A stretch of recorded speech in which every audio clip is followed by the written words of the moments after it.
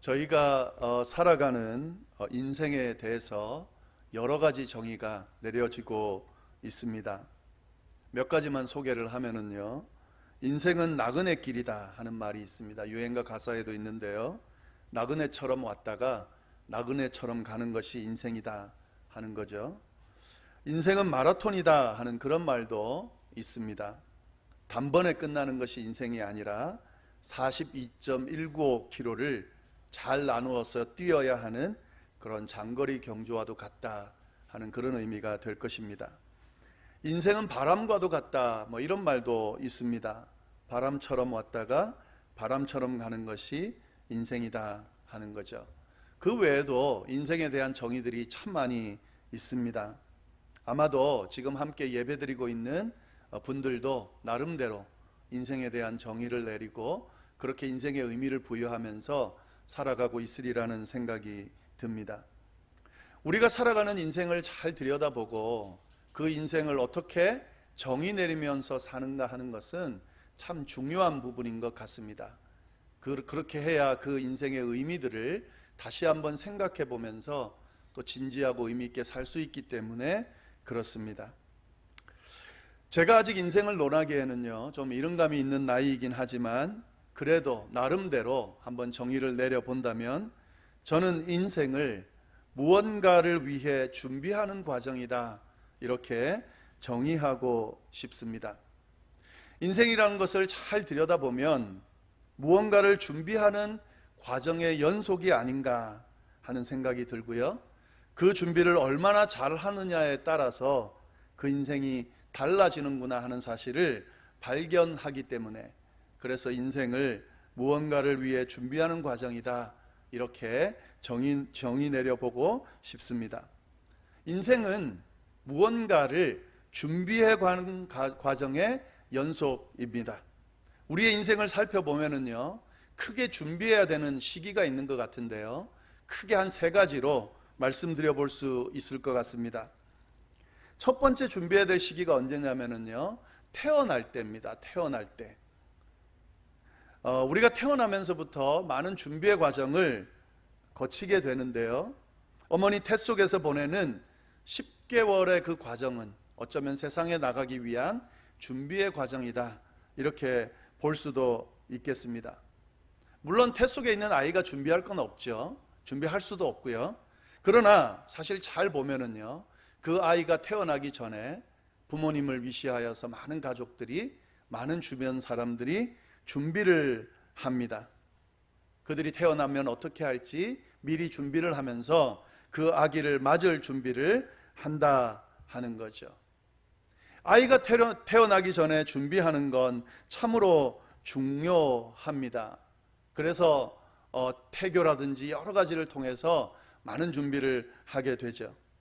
물론 안타깝게도 이런 준비 과정을 거치지 못하고 태어나는 아이들도 많습니다. 심지어는 태어나면서부터 그 인생 자체가 불행한 그런 탄생도 있습니다. 이렇게 준비되지 않은 탄생, 그리고 준비된 탄생과 비교해 봤을 때 그 아기의 삶이 어떻게 달라질지는 우리가 다 알고 있는, 충분히 추측할 수 있는 그런 부분입니다. 아이를 위해서 아이가 태어나기 전부터 준비하는 것 아주 중요합니다. 이런 아이들을 위한 준비가 중요한데요, 특별히 중요한 건 뭐냐면 그 아이들의 영혼을 위한 준비, 그 준비도 아주 중요하다 하는 거죠. 태어날 아이를 위해서요, 신앙적으로 기도로 준비하는 사람들도 참 많이 있는데 아주 좋은 준비라는 생각이 듭니다. 아이가 육신으로 뿐만 아니라 영적으로도 준비된 과정 가운데 태어난다고 한다면 아마도 큰 그 준비의 영향력을 발휘하게 될 거고, 그 아이의 삶이 복될 수 있다고 충분히 추측해 볼 수 있습니다. 이미 자녀들을 이미 낳고 또 손주들을 낳고 이제 태어날 아이들에 대해서 준비할 부분이 없는 분들도 계시겠지만 그래도 그 후손들도 있고요, 그리고 아직까지 또 기대하고 기다리는 분들도 있을 텐데요, 준비하는 것 아주 중요합니다. 특별히 신앙인으로서 기도로 준비하는 것. 이미 생기지 않았지만 지금부터 준비할 수 있다고 하면 참 복되겠죠.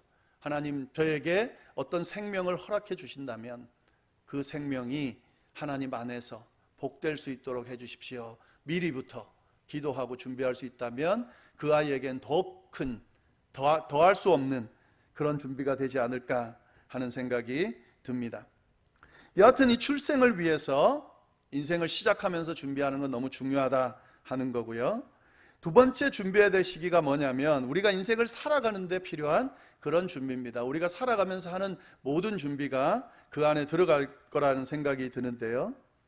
우리의 인생은 수없이 많은 준비의 과정들을 거치면서 그렇게 우리의 인생이 흘러갑니다. 예를 들면 이런 거죠. 학교를 들어가기 위해서 준비하고 또 학교를 다니면서 학교를 끝내고 세상에 나갈 준비를 합니다. 우리의 삶을 더 풍성히 만들기 위해서요. 또 살아가는 방법을 배우기 위해서 그렇게 학교에서 열심히 준비를 하게 되는 거죠. 또 학교를 마치게 되면은요, 직업을 선택할 준비, 또 직장에 들어갈 준비들을 하게 됩니다. 이건 아마 자신과 자신의 가족들의 생계를 위해서 또 보다 풍성한 삶을 위한 그런 준비의 과정이 될 것입니다. 그 외에도 많은 준비의 과정들이 있습니다. 그렇게 그 과정들을 통해서 준비하고 또 준비하고 하면서 그렇게 우리의 인생이 이루어져 가게 됩니다. 그래서 준비한다고 하는 건 참 중요한 거죠. 어떻게 준비했느냐 하는 것이 그 결과를 만들어내기 때문에 아주 중요합니다. 살아가면서 얼마나 많은 준비의 과정을 거쳤냐에 따라 그 사람의 인생 경로가 달라지는 것을 볼 수 있습니다. 지금 살아가고 있는 사람의 그 모습을 보면은요, 과거에 어떤 준비 과정을 거쳐서 지금의 저 모습에 왔는지 거울이라고 말해도 될 정도로 그런 준비의 과정을 거쳐서 지금의 모습이 있게 됐을 겁니다. 이런 준비의 과정을 통해서 우리의 인생이 만들어진다 하는 거죠. 우리의 인생에서 꼭 준비해야 될 시기 마지막은 뭐냐면요, 오늘 제가 드리고 싶은 이야기인데 뭐냐면 죽음을 위한 준비다 하는 거죠. 굉장히 무거운 주제지만 꼭 해야 될 이야기라 언급을 하겠습니다. 목회를 하면서 많은 장례식을 다녔고요. 특별히 많은 장례를 집례했습니다. 그때마다 느끼는 것은 그 어떤 것보다 죽음이야말로 준비의 과정이 꼭 필요하다라는 사실을 많이 깨달았습니다. 출생을 위해서도 또 삶을 잘 살아가기 위해서도 준비의 과정이 필요하지만 이 죽음이야말로 준비가 필요한 것이다 라는 생각을 참 많이 했습니다.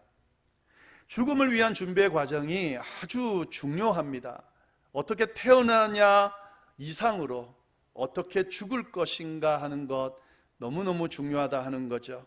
주어진 인생을 다 살고 그 인생을 어떻게 마감할 것인가 하는 것은 사람에게 있어서 너무너무 중요한 숙제입니다. 꼭 풀어야만 하는 그런 숙제입니다. 생을 마감하면서도요, 그 임종 직전에 어떤 분들을 만났을 경우에도 많이 경험하게 되는데 아직도 더 삶을 살아내려고 하는 또 살려고 하는 그런 몸부림을 치는 사람이 있습니다. 임종 직전에 이미 삶이 마감 직전인데도 불구하고 내가 더 살아야 할 것만 같은, 그래서 그걸 죽음을 받아들이지 않으려고 몸부림치는 사람들을 심심치 않게 많이 봤습니다. 죽음이라고 하는 것이 자기에게는 일어나지 않아야 하는 것처럼 거부하는 사람들도 있습니다. 이런 사람들은 죽음을 준비하지 않습니다. 왜냐하면은 이 죽음을 준비하는 과정 자체가 마치 죽는 것처럼 그렇게 여겨지기 때문에요. 이 죽음 준비하는 것 자체를 아예 생각하지 않으려고 하는 그런 모습들이 있습니다. 그런데 참 안타까운 모습이죠. 왜냐하면 죽음이 준비되지 않은 상태에서 죽음을 맞이하는 것만큼 참 안타까운 일이 없거든요. 죽음을 맞이하면서요, 나는 나에게 주어진 시간을 이제 다 사용했다. 주어진 삶을 충실히 살려고 노력했고 이제는 후회하지 않는다. 나는 이제 생을 마감할 준비가 됐다.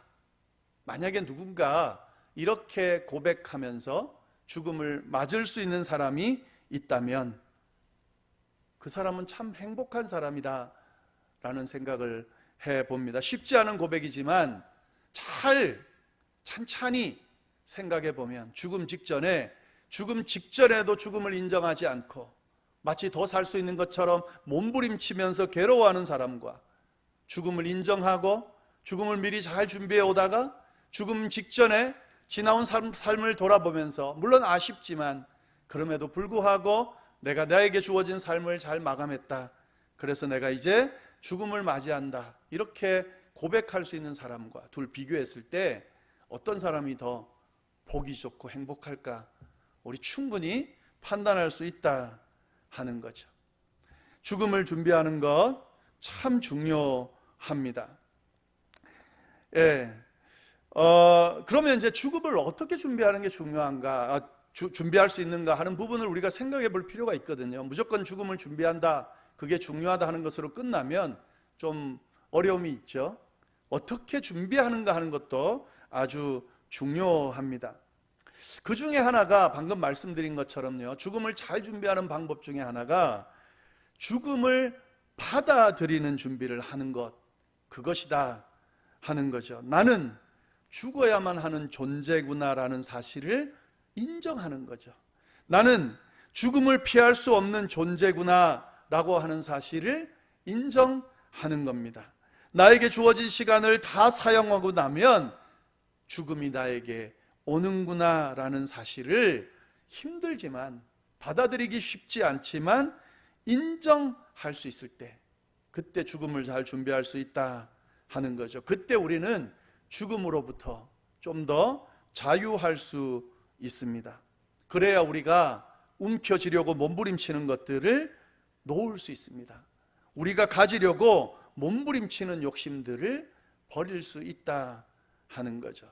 죽음을 잘 준비하는 방법, 첫 번째는 죽음을 받아들일 준비를 하는 것이다 하는 거죠.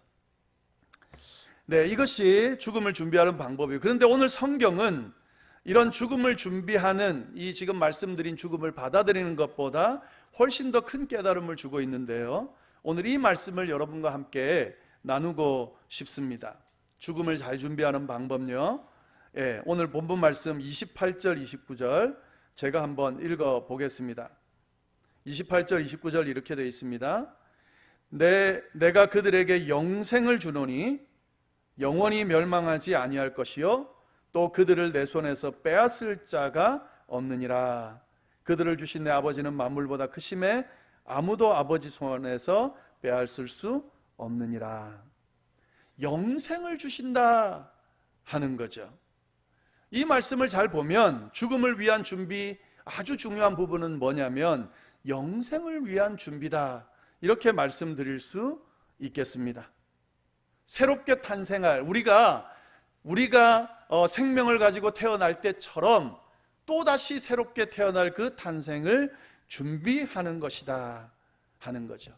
단지 죽음을 받아들이고 내가 죽는구나 하는 것으로 끝나는 것이 아니라 영원한 생명이 탄생되는구나, 영원한 생명으로 우리가 이어지는구나 라는 사실을 준비하는 거죠. 영원토록 멸망하지 아니할, 누구에게도 빼앗기지 아니할 영원으로의 행진을 준비하는 것, 그것이 죽음을 잘 준비하는 것이다 라고 하는 거죠. 이 영생을 준비하는 사람들, 이 사람들은 죽음으로부터 자유할 수 있습니다. 왜냐하면 죽음이 끝이 아니기 때문에 그렇습니다. 지금 내가 겪게 되는 이 죽음은 영생을 향한 준비 단계, 시작 단계라고 만약에 이렇게 이해할 수 있다고 하면, 그러면 그 죽음이 우리를 얽어맬 수 없겠죠. 죽음이 두려운 이유는 지금 이 죽음 이후는 끝이구나 하는 생각이 우리에게 있기 때문에 그렇습니다. 이제 죽게 되면 다시는 만날 수 없구나, 다시는 이 일을 할 수 없구나, 다시는 호흡을 할 수 없구나, 다시는 이 삶을 살 수 없구나라고 하는 끝에 대한 생각을 가지고 있기 때문에 두려운 거죠. 그러나 영생을 준비할 줄 아는 사람, 영생을 믿는 사람, 이 죽음이 끝이 아니라 이 죽음을 시작으로 영생으로 이어진다는 사실을 믿는 사람은 그 죽음이 끝이 아니라는 사실을 알기 때문에, 그러니까 죽음에 대해서 두려워할 필요도 또 얼매일 필요도 없게 되는 거죠. 그리고 그러면서 주어진 삶을 살아갈 때에 그닥 그렇게 욕심부리지 않을 수 있습니다. 욕심부리지 않는 정도가 아니라요, 자신의 것을 내어놓을 수 있는 그런 삶을 살아갈 수 있게 되는 거죠. 영혼을 준비하기 때문에 넉넉하고 여유로울 수 있습니다. 또 어떤 면에서는 기쁨으로 가득 찬 삶을 살 수도 있습니다. 이제 내가 곧 영원으로 갈 준비를 하고 있구나, 영원으로의 여행을 가게 되겠구나 라고 생각하면서 우리에게 주어진 삶을 더 가치 있게 의미 있게 살아갈 수 있기 때문에 그렇습니다. 영생을 준비하는 것, 이것이 죽음을 준비하는 것 중에 아주 중요한 부분이다 하는 거죠. 저는 지난주에 두 사람의 죽음을 맞닥뜨렸습니다. 하나는 여러분도 다 소식을 들어서 알고 계시겠지만, 어제 우리 삼성 이건희 회장이 78세의 나이로 주어진 생을 마감했습니다. 그가 어떤 삶을 살았는지 여러 가지 평가가 있을 수 있지만, 한 가지 확실한 것은 한 시대에 큰 획을 긋는 그런 삶을 살았다라고 그렇게 말씀드릴 수 있습니다. 엄청난 일을 해냈죠. 그 일들을 하는 과정 가운데 여러 가지 이야기가 있을 수 있지만, 분명히 그의 인생이 일반 사람들과는 다른 그런 특별한 삶을 살았다, 그렇게 말씀드릴 수 있습니다. 그가 생을 마감하면서 남겨둔 주식이 있는데, 그 주식을 이렇게 환산해 보면 한국 돈으로 한 18조 원 정도 된다고 합니다. 달러로 하면 160억 달러 정도 되는데요, 엄청난 돈을 남겨놓고 그렇게 생을 마감했습니다. 그의 삶에 대해서, 죽음에 대해서 이야기하고 싶은 것은 아니고요, 그냥 이 죽음을 맞닥뜨리면서 여러 가지 생각들을 좀 해봤는데, 그의 삶의 마지막 자리가 어디였을까, 그 부분을 한번 생각해 봤는데, 그 자리가 어디였냐면 병원 병상이었습니다. 그가 한 6년 정도 병원에서 삶을 연명하면서 그렇게 지내다가 그곳에서 생을 마감했습니다. 그냥 이런 생각이 들었어요. 6년 동안 병원에 있으면서 도대체 무슨 생각을 하면서 보내셨을까 하는 생각을 해봤어요. 지나온 업적들을 생각하면서 막 그렇게 기쁨에 또 막 대단한 긍지를 가지고 그렇게 보냈을까? 그런 시간도 있었겠죠. 근데 6년 동안 매일매일 그 생각은 하진 않았을 것 같고요.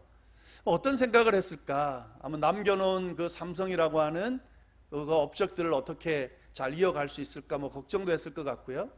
또 후계자는 어떻게 하며 또 그건 어떻게 나누며 하는 여러 가지 생각들을 했을 겁니다. 근데 아무리 양보하고 또 양보해 봐도 6년 동안 병상에서 죽음 직전에 있는 그가 어떤 생각했을까? 그냥 제 생각입니다만, 생각해 보면 이제 곧 다가올 죽음을 생각하지 않았을까 하는 생각이 듭니다. 죽음 이후도 생각했을 것 같고요. 죽음이 다가오는 것들을 느끼면서 그 시간을 보냈을 거다 하는 생각을 해봤습니다. 그러면서 한 가지 궁금한 점이 있었는데요, 죽음에 대한 뭘 생각했을까 하는 거죠. 그건 모를 일이죠. 그 사람이 아니기 때문에요. 근데 한 가지 질문이 듭니다. 죽음 이후에 대해서 잘 준비했을까 하는 거죠. 이 세상에 사는 동안은 그 누구보다 큰 업적을 남기면서 산 것은 맞는데, 그의 인생에 다가온 죽음, 그 너머에 있는 세계에 대해서 이분은 어떻게 준비했을까 하는 거죠. 죽으면 끝이다라고 생각하고 그렇게 그냥 아무 생각 없이 그렇게 보냈을까요? 아니면 뭔가 나름대로 준비를 했을까요? 그런 생각이 들었어요. 어떤 생각을 했을 거다 결론 내리자는 것이 아니라 그런 궁금증이 들었습니다. 아무튼 이분은 뭐 철저한 원불교 신자이기 때문에요, 모든 장례 절차를 원불교에서 집례를 하게 될 겁니다. 아마 그 종교에 맞는 그런 뭐 죽음 이후의 생각들을 하지 않았을까 싶은데, 여하튼 이분도 예외 없이 죽음 이후에 대해서 준비를 했었어야 할 겁니다. 그리고 이제 죽음을 맞닥뜨렸으니까요, 죽음 이후의 시간들을 보내야 하지 않을까 싶은데요. 네, 이 소식 전에 또 한 가지 죽음의 소식을 들은 게 이제 조경자 권사님이죠. 수요일 새벽에 돌아가셨다. 85세를 일기로 하나님의 부르심을 받으셨는데요. 최근까지도 제가 계속 대화하고 그랬는데 이 호흡이 가쁜 거 외에는 괜찮으셨거든요. 그런데 갑자기 하나님의 부르심을 받으셔서 조금 당황스럽긴 합니다만은, 이제 아드님하고 같이 살기 위해서 뭐 집을 팔고 아드님하고 같은 집에 산다. 지금은 혼자 계시거든요. 그래서 그런 계획도 막 세우고 하셨는데, 수요일 날 권사님이 전화를 하셔가지고 제가 못 받았는데 다시 해보니까 아드님이 받으시더라고요. 그래서 어머니가 전화를 했다 그랬더니 맞다고, 자기가 전화했다고 그러면서 오늘 새벽에 돌아가셨다 이렇게 이야기를 하더라고요. 말씀을 들어보니까 저녁에 인사 잘하고 댁으로 갔다가 다시 권사님 댁으로 왔는데 아침에 거의 주무시는 줄 알았대요. 그러니까 주무시면서 평화롭게 그렇게 삶을 마감하셨다고 그렇게 이야기를 전해줬습니다. 이 권사님의 소천 소식은 제게 있어서는 좀 의미가 있습니다. 왜냐하면요, 제가 아리조나 열방교회를 부임하고 난 뒤에 가장 먼저 한 사역이 이 권사님 신방하는 거였어요.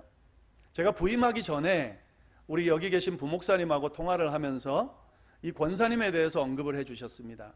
권사님께서 많이 아프신데 지금 상황이 그렇게 막 좋지는 않다고, 위독하시지는 않지만 그래도 조금 신경 써서 기도하고 조금 돌보셔야 될 거라고 하는 이야기를 들었었어요.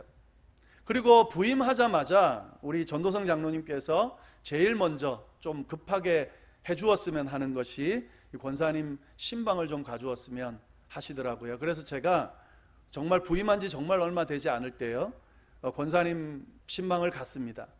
근데 갔는데 안 계신 거예요, 그 댁에. 그래가지고 아드님한테 급하게 전화를 했더니, 전 장로님과 같이 갔는데 병원에 입원하셨다는 거죠. 갑자기 호흡곤란이 와서 급하게 병원에 입원하셨다는 거예요. 그래서 제가 급하게 또 병원을 갔습니다. 그때 제가 들은 이야기 정보는 뭐냐면요, 권사님이 위독하실 수도 있다. 왜냐하면 권사님께서 전 장로님께 내가 이렇게 또 삶이 끝날 수도 있겠는데 하는 그런 어투의 말씀을 하셔서 그런지 장로님이 저에게 전해주실 때도 그렇게 전해주셨어요. 그래서 저는 그걸 항상 염두에 두고 병원을 찾아갔습니다. 그리고 기도할 때도 지금 생각하면 참 죄송한 기도인데, 뭐 그렇다고 뭐 임종기도를 드린 건 아니지만요, 제 마음속에 이분이 곧 하나님의 부르심을 받을 수도 있겠구나라는 생각으로 그렇게 기도를 드렸었어요. 근데 그리고 난 뒤에 이제 돌아왔는데 보니까 댁으로 가시게 됐고, 그래서 댁으로 또 신방을 갔는데 그때 보니까 뭐 산소호흡기도 끼고 계시고 그러더라고요. 그래서 숨이 가빠 하시는 걸 보고 그때조차도 같이 신방을 가신 분들도 제가 그런 뉘앙스로 설교를 하고 기도를 해서 그런지 모르겠지만 곧 돌아가실 줄 알고 신방도 하고 그랬던 기억이 있습니다. 근데 그 뒤로 1년이란 세월이죠. 제가 부임한 지 1년 됐으니까요. 1년이란 시간을 이렇게 사시다가 이제 1년 뒤에 돌아가시게 된 거죠. 제가 이 말씀을 왜 장황하게 드리냐면요, 1년이란 시간, 그 시간 동안 무슨 의미가 있었을까 하는 거죠. 그때 제가 임종기도를 드렸던 그 기도가 뭐 한 3년, 5년 뭐 이렇게 좀 사셔야 제가 그때 드렸던 임종기도와 연결했을 때 틀렸구나 할 텐데, 뭐 1년 정도면 그냥 1년 사시다가 가신 거잖아요. 그 1년의 시간이 어떤 의미가 있을까 하는 생각이 참 많았어요. 한 3일 동안 그 묵상을 참 많이 하면서 보냈습니다. 바깥으로 나다니지 못하시고 그냥 댁에만 계셨어요. 그리고 별로 사람들 만나지 않으시고 그렇게 계신 그 1년이 어떤 의미가 있을까 하는 거죠. 근데 가만히 묵상하다 보니까 참 많은 의미가 있더라고요. 제 개인에게는 첫 번째 사역이기도 하지만 이 조 권사님을 방문하고 뭐 주보를 보내드리고 생명의 삶을 보내드리고 그 다음에 코비드 때문에 찾아가지 못할 때 통화를 하고 하는 이 뜨문뜨문 일어나는 이 과정을 통해서 우리 교회 성도님들을 대표로 생각하게 됐습니다. 이분 섬기듯이 좀 섬겨야 되겠다 하는 마음들을 많이 가지게 됐고요. 또 이렇게 교제하면서 그렇게 우리 성도님들과 같이 교제하면 좋겠다 그런 생각들도 많이 해서 제 나름대로는 1년 동안 굉장히 좀 의미 있는 그런 시간이었다 하는 거죠. 근데 사실은 제 아내에게 이 시간이 참 의미가 있었습니다. 왜냐하면 제 아내가 저희 장모님이 2년 전에 돌아가셨는데요, 아프실 때도 못 가뵀고 돌아가실 때도 못 가뵀어요. 저희가 그 신분 조정하고 하는 과정 때문에요 못 갔어요. 근데 그 조건사님이 저희 장모님하고 1살 정도 차이 나시고 생김새도 약간 비슷하세요. 그리고 마지막에 돌아가시기 전에 빼짝 마르신 그 모습도 많이 비슷했습니다. 그래서 제 아내가 어머니를 대하듯이 그렇게 대했던 것 같아요. 마지막에는 뭐 그 오징어 진미채 해드리고 맛있다 그래서 또 해드리고 그 다음에 마늘장아찌 바로 1달 전 일이죠. 해주셔가지고 지금도 저희가 먹고 있는데요. 뭐 이런 과정을 통해서 제 아내에게 1년이란 시간 동안 어머니를 기억할 수 있는, 그리고 어머니를 대할 수 있는 시간을 부여해 주셔서 참 의미 있는 시간을 보냈다라는 그런 생각도 해봤습니다. 권사님에게 있어서도 참 중요한 시간이었다는 생각이 들어요. 그냥 의미 없는 시간이 아니라요, 권사님께서 제가 부임하자마자 만약 돌아가셨다면 아마 아리조나 열방교회는 조금 어수선한 가운데 그렇게 그것만 기억하고 돌아가셨을 겁니다. 그런데 1년이라는 시간을 보내는 동안 제가 뭘 잘하거나 완벽하게 안정적으로 인도하지는 못했지만 그래도 1년 전보다는 교회가 조금은 안정되어진 모습을 보면서 삶을 마감했다라는 생각을 하기 때문에요, 이것도 참 의미가 있구나 하는 그런 생각도 해봤습니다. 그런데 정작 진짜 의미 있는 시간은 뭘까? 이 권사님에게 있어서 뭐 물어봐야 알겠지만은요, 이 권사님에게 있어서 1년 동안 사람들을 만나지 못하고 지낸 그 시간 동안 아마도 저는 그 시간이 영생을 들어가는 귀한 준비의 시간이 아니었을까 하는 그런 생각을 해봅니다. 그분이 만약에 기독교인이 아니고 또 영생에 대해서 알지 못하고 믿지 못하고 고백하지 못하는 분이어서 죽음에 대한 준비가 전혀 있지 않고 죽음을 받아들이지 못하는 상황에서 1년이란 시간을 보냈다면 이 1년이란 시간은 그분에게 있어서 어쩌면 지옥 같은 시간이 될 수도 있습니다. 의미 없는 시간, 정말 왜 이렇게 괴롭게 보내야 되는가 하는 그런 의문을 계속 제기하면서 어쩌면 하루하루 힘들게 보내는 그런 시간이 됐을 수도 있습니다. 그런데 우리가 확실하게 아는 것은요, 그분은 영생을 믿는 분이고 영생을 아는 분이고 영생을 기대하는 분이기 때문에 그 시간은 그분에게 있어서는 그냥 날려버린 시간, 억지로 죽음을 인정하지 않고 죽지 않으려고 몸부림치는 시간이 아니라 영생을 준비하는 시간이었을 거다라는 그런 생각을 해보면서요, 1년의 시간은 참 의미 있을 수 있겠다, 이분에게 있어서는 의미 있는 시간일 수 있겠다라는 생각을 해봅니다.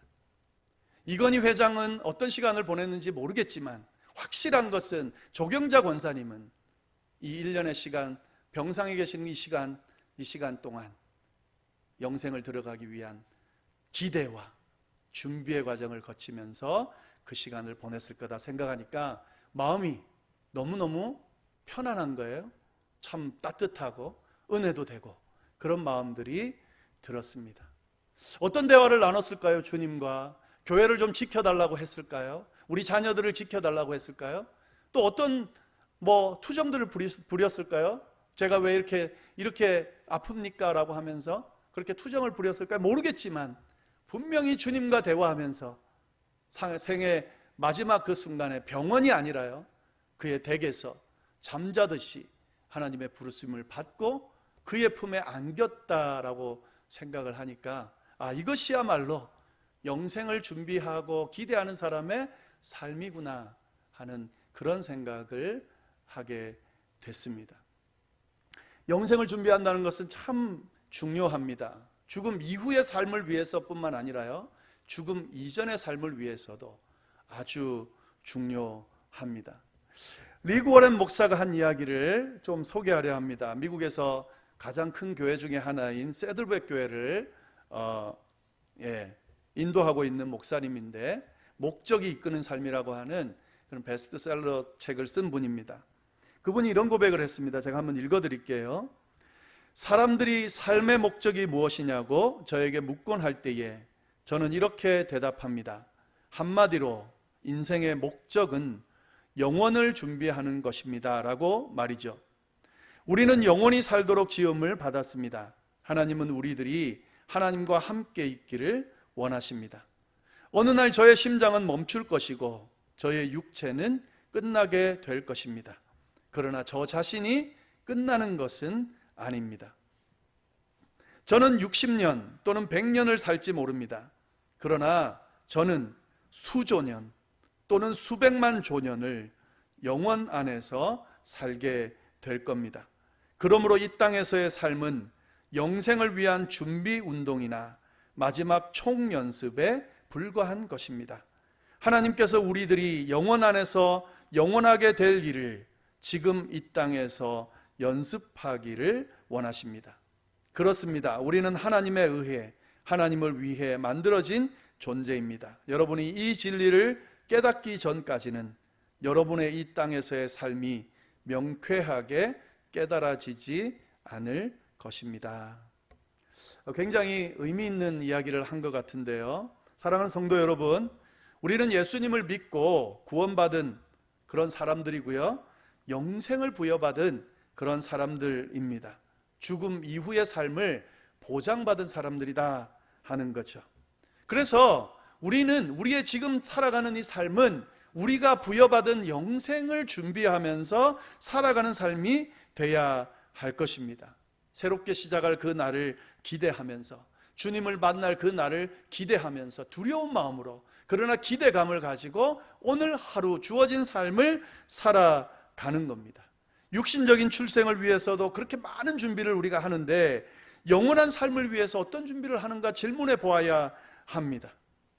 그리고 질문하고 난 뒤에 우리가 아무런 준비도 하고 있지 않다고 한다면 빨리 정신을 차리고 영생을 위한 준비를 해야 한다 하는 거죠. 우리의 남은 인생의 과제는 영생을 준비하는 과제다라고 이렇게 말씀드려도 과언이 아니다라는 생각이 듭니다.